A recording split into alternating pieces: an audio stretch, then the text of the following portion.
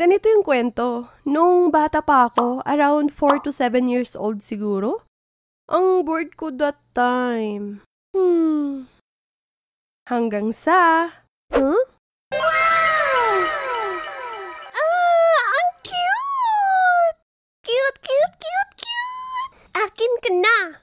Oh, ang cute! Ang puti! Ang fluffy! Simula nun, si Chikikik na ang kalaro ko. Chikikik!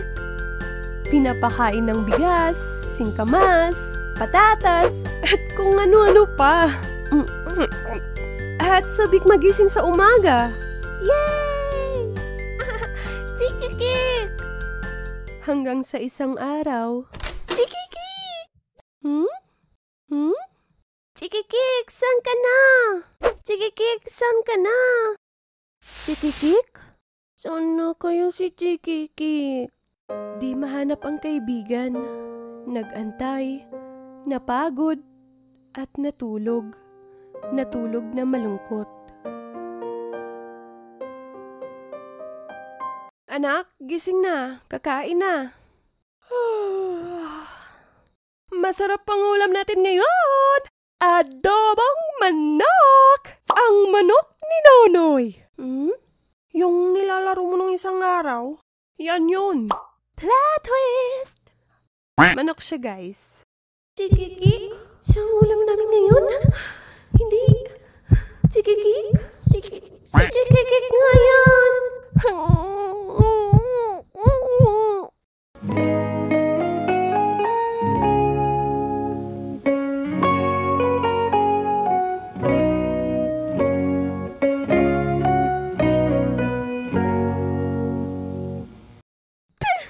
Alaga ko yan eh.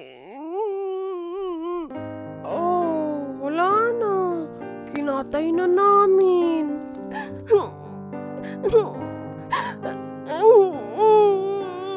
Oh, bawal umiyak sa lamesa. Kumain ka na dyan. Hindi ko kayang kainin si Chikikik. Kaya kanin lang kinain ko. Naman, ang cute.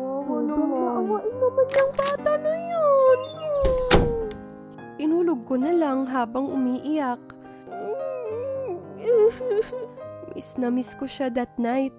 Okay, so tinuring ko talaga si Chikikik na parang aso at gawin siyang pet.